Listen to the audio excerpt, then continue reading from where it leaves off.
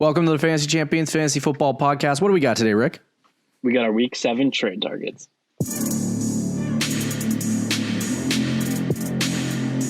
Welcome to the Fantasy Champions Fantasy Football Podcast. Here's your host, Morgan Colby and Rick Lemon. Welcome to the Fantasy Champions Fantasy Football Podcast. This is episode 200. Oh, wow. That's nuts. 200 whole episodes of this podcast have been completed. Man, I can't believe it's been that many.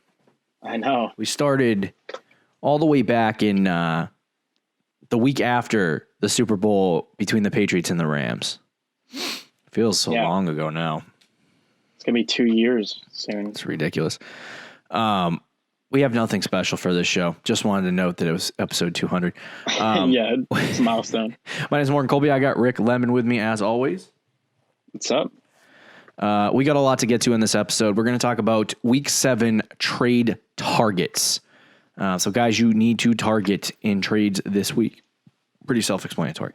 Before we jump into that, check out our website, thefantasychampions.com. Follow us on Twitter at the FFChamps, on Instagram at the Fantasy Champions. Like us at facebook.com/the Fantasy Champions.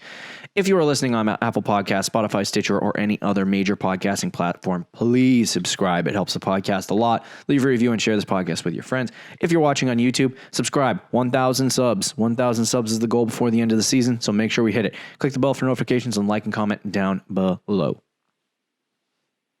Let's do it. So we'll start, as always, with the sell highs, and then we'll jump into the buy lows because everyone wants the buy lows and not the sell highs. Yeah. So we'll start off with the most boring part. So after a massive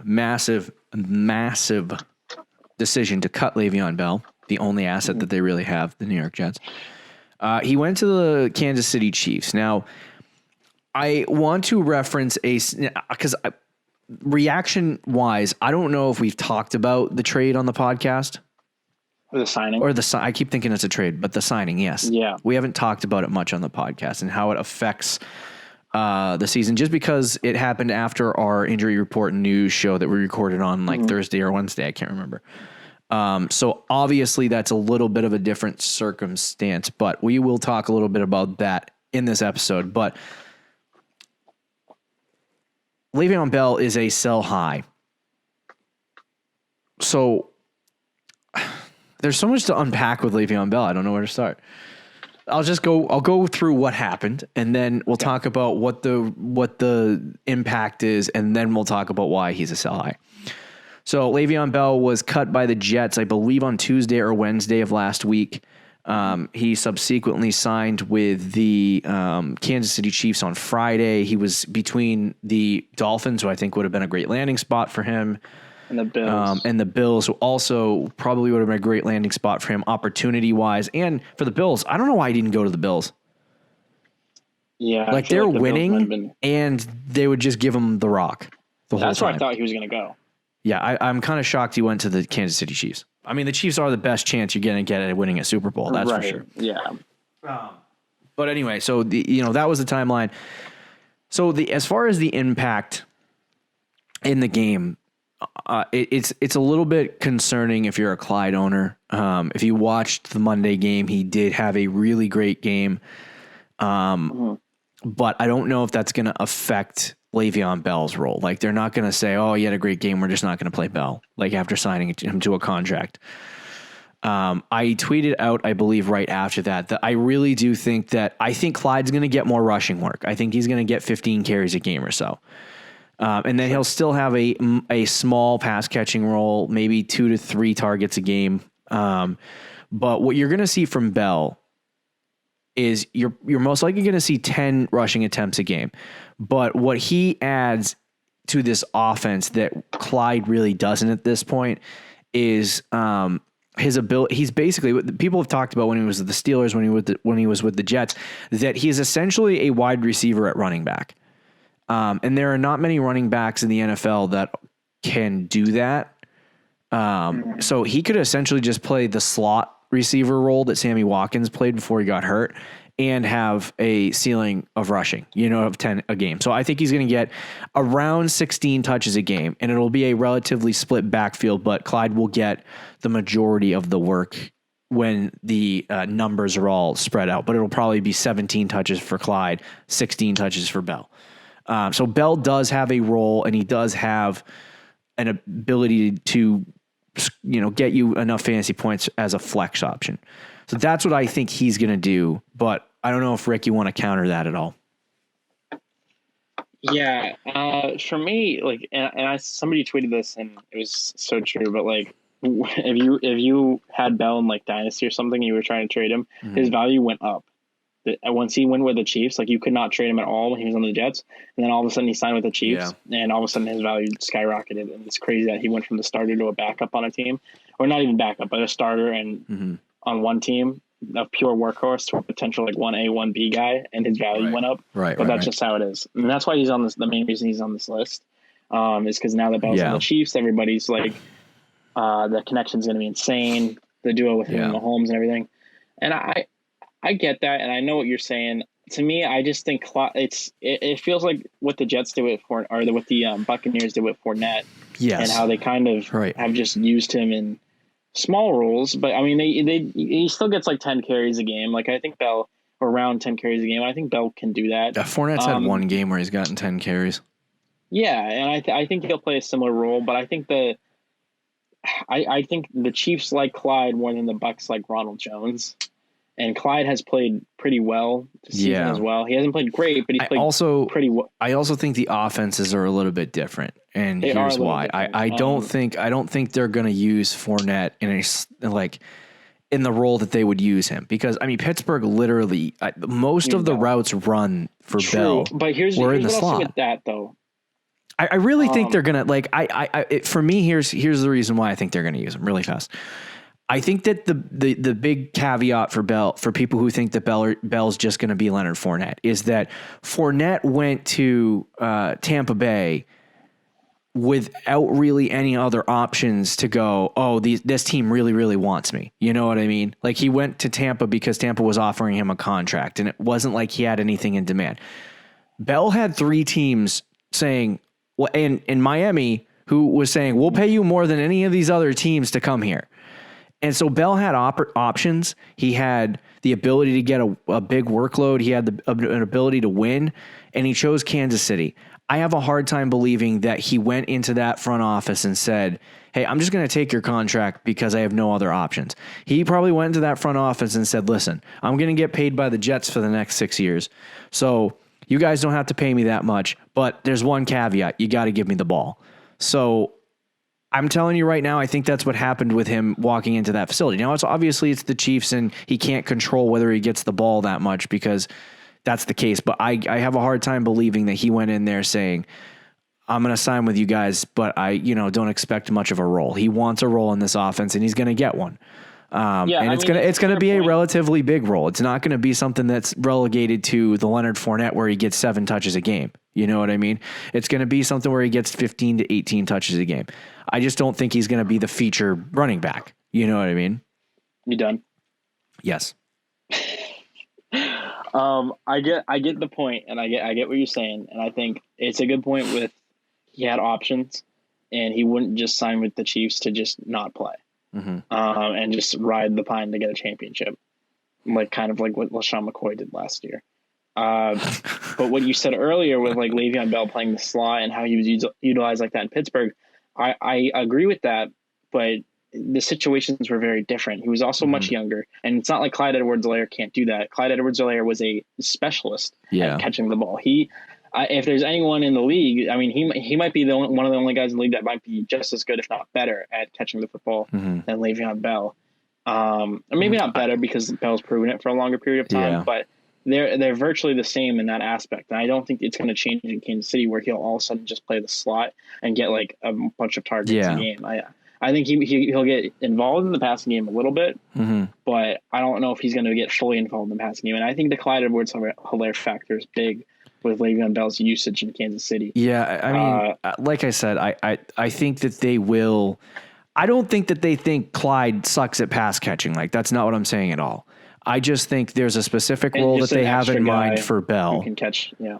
And they have a specific role in mind for Clyde. And Clyde is, I would say Clyde is a much better runner, and maybe some people would disagree, than Le'Veon Bell, especially at this point in Bell's career. So that's why I think that Bell would get a majority of his work would be in the passing game. Like that's where he thrives. I wouldn't say much better, but I do think at this point in their careers, Bell's 28. He's definitely on the back nine. I think Clyde is the better player, even though that might not be popular. Right. But I will say that. But yeah, it's not like Bell is not going to get used. I really do. It's going to be a disgusting 50-50 split, but it's just like, I mean, when you see Clyde in positive game scripts getting 25 carries a game, you know what I mean? Or I think he had 27 one game. So when you see him getting that much rushing work, they're just not going to they're not going to give him that many carries. Like 10 to 12 are going to go, which means that in a positive game script, Clyde could still get 17 carries, which is an astronomical amount of carries. And then you add 2 to 3 targets. Like he still has mid to high end RB2 upside. It's just more of the fact that Le'Veon Bell is going to come in. I don't think he's going to, I mean, who knows? Maybe they're like, oh, we really did want Damian Williams to start over Clyde so Clyde could figure this thing out for a year and learn the offense and all that stuff. And they bring in Bell and Bell just takes the offense. I do not. Like that's a 5% chance of happening. Yeah. But anyway, so I explained to you what I think his role is. Rick explained to you what he thinks his role is. The reason why he's a sell high, go Rick. Well, as I mentioned before, first of all, there's unknown. Obviously, we've been debating this for like 5-10 minutes. There's uncertainty on what his role is. So that alone is a question mark. Number two is there's going to be people which I mentioned earlier, there's going to be people high on the Le'Veon Bell train right now who have been very low on him because he's on the Jets. And now all of a sudden he's on Kansas City. People are like, he's about to blow up on all of this stuff. You can get a decent amount for Bell. His trade value has gone up since he's been cut, which is crazy to say because he went from, like I said earlier, the workhorse to the RB1B to Clyde, or 1A, whatever you want it to be, or whatever it ends up being. But either way, his opportunity is going to go down, but his value went up. So there's going to be plenty of teams out there that is running back needy as well, because there's plenty of teams out there that are that you can shop Bell to. That I think now is the time to do it. Yeah, I agree. I think the sheer fact and like I said, I don't like the comparison of Fournette to Tampa and the same workload that Le'Veon Bell will get in terms of what that looks like for Fournette in Tampa. But I think you can draw comparisons too. There were several leagues that I was in that Fournette was sold just on the pure fact that he went to Tampa. Sold very high because he went to that team. And so I feel like, maybe people are more privy to it because it happened with Leonard Fournette, but especially teams who traded for Leonard Fournette and got shafted. But Le'Veon Bell, definitely that situation where he was one of the most 4 years ago, he was one of the best running backs in fantasy football. And so, you know what I mean? Just looking at people, who've played fantasy football over the last 5, 6, 7, 8, 10 years, they know who Le'Veon Bell is. They know what he is when he has a good offense around him. And some people are going to be like, Bell sucks. And some people are going to be like, Bell's great. So just target the Bell's great people and tell him he's on the best offense in the NFL and he's going to get work. So it's a pretty easy sell high. And, you might be able to get some really good assets out of him. Yeah, 100%. Let's move on to the next guy quickly because we just spent 12 minutes on Le'Veon Bell. Sorry, podcast. Rick will add the timestamp so you can filter through this. But the second one is Brandon Cooks. He's had 30 and 20. Now, I'm slightly more hesitant on this than Rick is just because I've been more... Rick is like, he's been calling Brandon Cooks a bust for 2 years.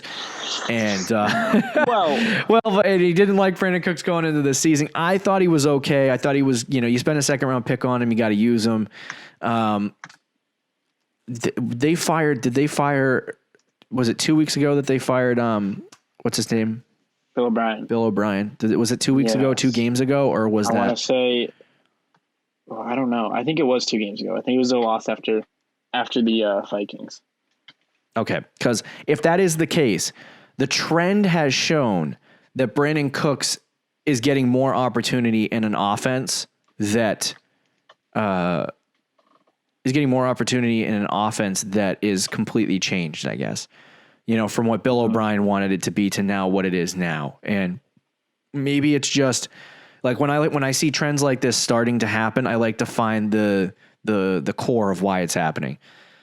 And I think the core of why Brandon Cooks has gotten a lot better is purely because of the change in offensive scheme, and we could see Brandon Cooks continue to play well, but is he going to play 21 to 30 fantasy points a game well? No. Yeah, I think this was definitely, it has a little bit to do with the game script or the change of script, for sure. And I think it definitely benefits him. But even when Brandon Cooks was when he was at his peak, he's always been an up and down wide receiver. He's always had good weeks, bad weeks type of thing. And I think now that he is established in the offense, that part is still not going to change. Like, I think people are very high on him. Breaking news. So we're saying this obviously pre-recorded, but Raheem Mostert was placed on IR. I did see that. Yeah, I wasn't going to say anything, but yeah, it's fine. Just wanted to let everyone know we don't have any reaction besides Jerick McKinnon. Jerick McKinnon, it's the only reaction. But yeah, no, Brandon Cooks. I think it's a good sign, and I think this shows that he's going to be involved in the offense the rest of the season. But he is going to be an up and down player, and I think you can sell him right now at his value being at that high point. Yeah. I mean, I think that you in fantasy football, especially when you can still trade before the trade deadline, you have to look at trends and see where guys are going. And sometimes players, like literally in our home league and in multiple leagues actually that I was in, Brandon Cooks ended up on the waiver wires because that's how bad he was playing. He did, yeah. And then he was picked up obviously the week after he scores 30 because people were like, oh, let's just shot in the dark. Let's see what happens. And then he scores 21. And so it's like, now you're seeing a trend of Brandon Cooks being maybe something, like it's not going to happen. He had 8 and 12 targets. So I mean, maybe the target share continues to be there. But I don't think Brandon Cooks is DeAndre Hopkins. You know what I mean? Like, he's a great wide receiver, but he's not DeAndre Hopkins. So he's not going to continue with that. He also got all 9 of his, like, he had 9 targets and 9 catches. Like, that is going to be hard to replicate. Yeah. Right. Exactly. So I could see him getting like maybe 12 to 15 a game. Sure. But I think that right now people probably will value Brandon Cooks, pretty highly. I don't know what you can get in return. Depends on if there's a team that in your league that loves Brandon Cooks, go try to get yourself a running back. We have somebody like that, or used to at least. So that's what I would suggest doing is at least putting him on the trade block, and if you own him, and just see what the reality would be, or what kind of trades you can get for him. The next guy, Justin Jefferson. This is an interesting one. You said that Justin Jefferson in half PPR, right, was the wide receiver 5? I think that was full. No, sorry. I think full. I'll pull it up. He's wide receiver 4 or 5. So he's had, and that's all based on 2 games. He's been ridiculous in 2 games.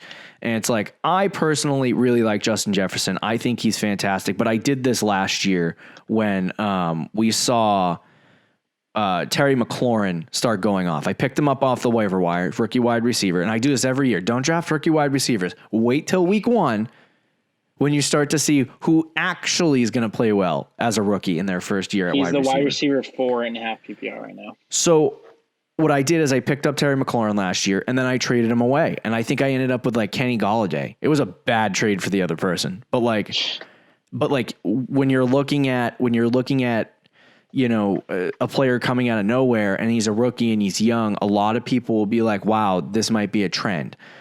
Justin Jefferson, I love him. I love him to death. Me and Rick both thought he was going to be the AJ Brown this year, the guy who came out of nowhere and ended up as a top 15 wide receiver. Like 15, which is probably where I think he's going to end up. But he's going to be very boom or bust.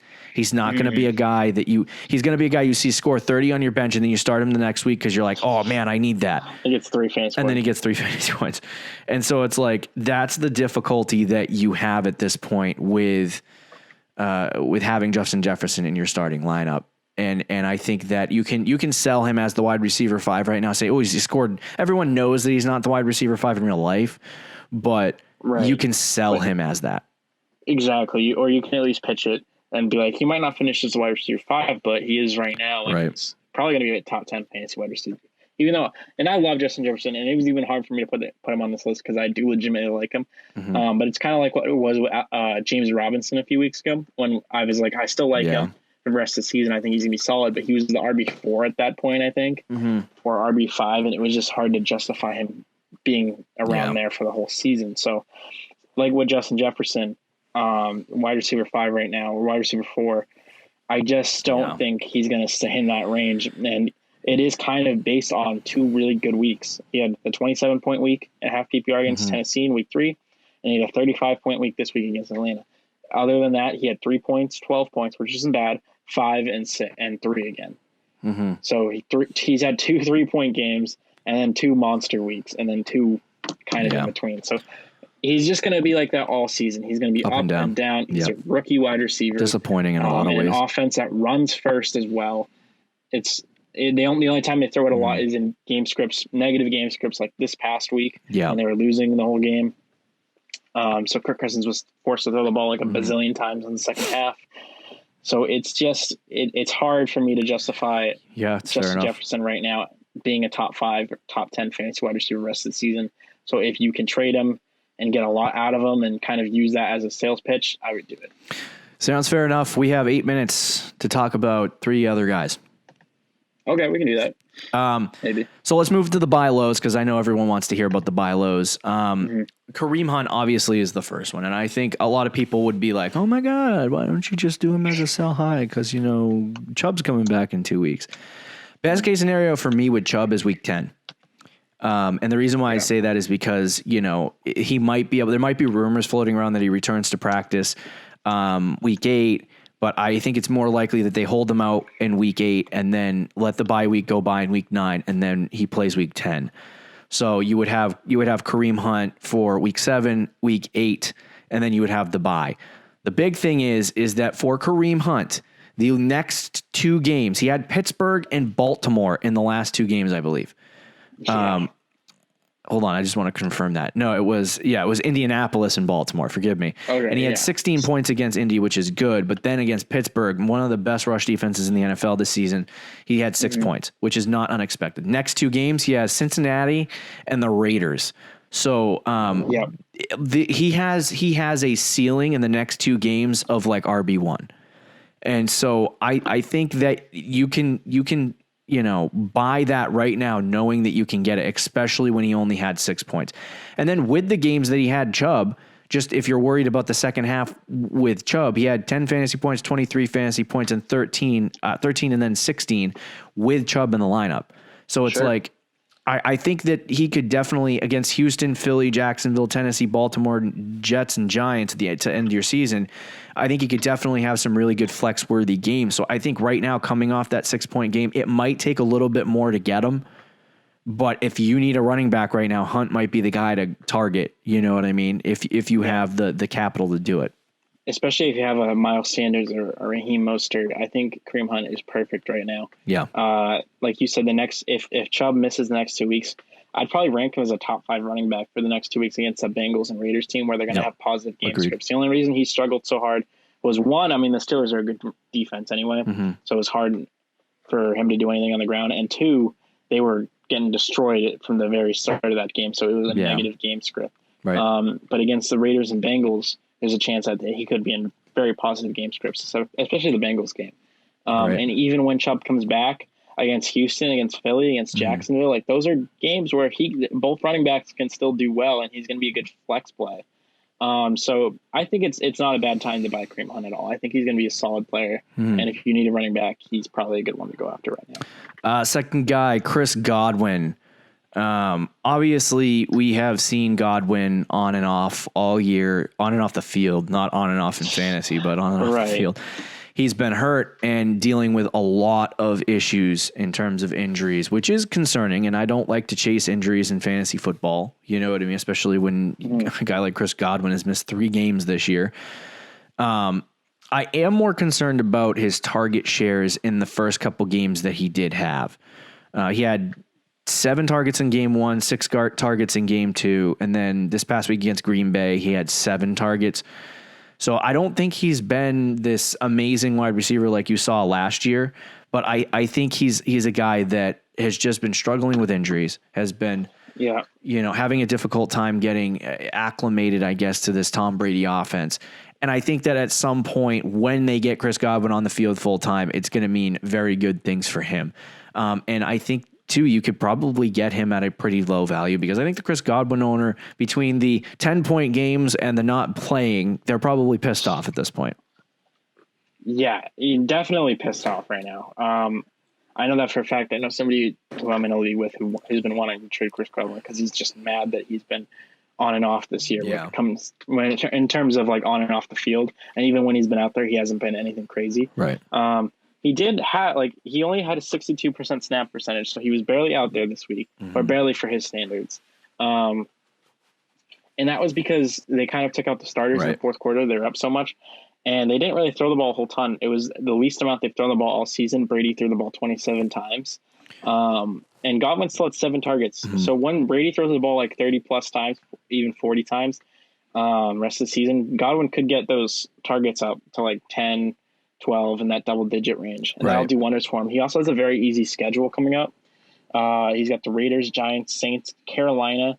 I believe that he's got the Las Vegas Raiders as well. Kansas City, Minnesota. He's got Atlanta. Detroit. Like there's not one easy game schedule. He's got like a tough matchup. So he should do well rest of the season. I think it's a good time to buy him low. I would agree. And can you tell me really quickly to end the show why you think Juju's a buy low? Because I don't understand this. Yeah, I mean we're both. I mean, you were like, I don't like Juju, and I'm like, yeah, I'm not. I haven't really been. We've done a 180 on Juju this year. I know. It's just because it's been tough, just because he's been so on and off. And when he's been off, he's been really bad, like this past week.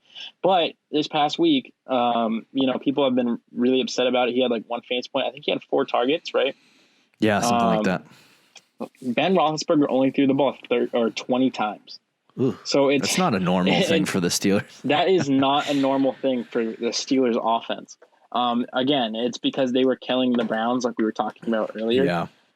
So when the Steelers are in games where it's going to be much more competitive, they're going to be forced to throw the ball a lot more.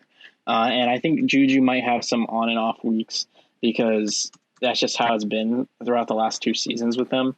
Yeah. But in games where they're going to have to throw the ball more, Juju's still going to have some good weeks. I think the owner right now is very frustrated with Juju. Yeah. And you could probably get him very cheap. And he's somebody that if you can get cheap as like a flyer right now, I would 100% do it because he's going to bounce back and have some good weeks.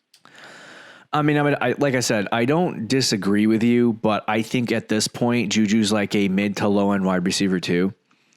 And so you'll probably get him a dirt cheap, but I'm like, a lot of teams are just starting him at this point because they spent a 4th round, 5th round capital on him. And like, I feel like he's just a bench wide receiver at this point. Against good matchups, he can go in. So, I mean, that might just be crazy, and people might be like, "You idiot! Why are you talking about Juju that way?" But at this point, from what I've seen last year and what I've seen this year, Juju's just not exciting anymore. But he will be extremely cheap.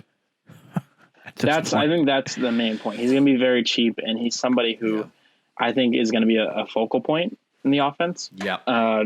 Just because they haven't gotten him involved, and usually big name wide receivers like that, if they have back-to-back weeks where they struggle, the team will try to get them involved heavily in the next week. So I could see that happening with Juju this upcoming week. Fair enough. That'll complete our trade targets for week 7. How about that? Wow. That was fast. I don't know. I don't know what else to say. Go buy these players. Do your thing. And sell them. Yeah. Follow us on Twitter and Instagram. Check out our website at thefantasychampions.com. We'll talk to you tomorrow with our starts and sits, Fantasy Champs. Follow our TikTok. Thank you for listening to the Fantasy Champions Podcast. Make sure you subscribe on iTunes and YouTube and follow us on Twitter at @TheFFChamps.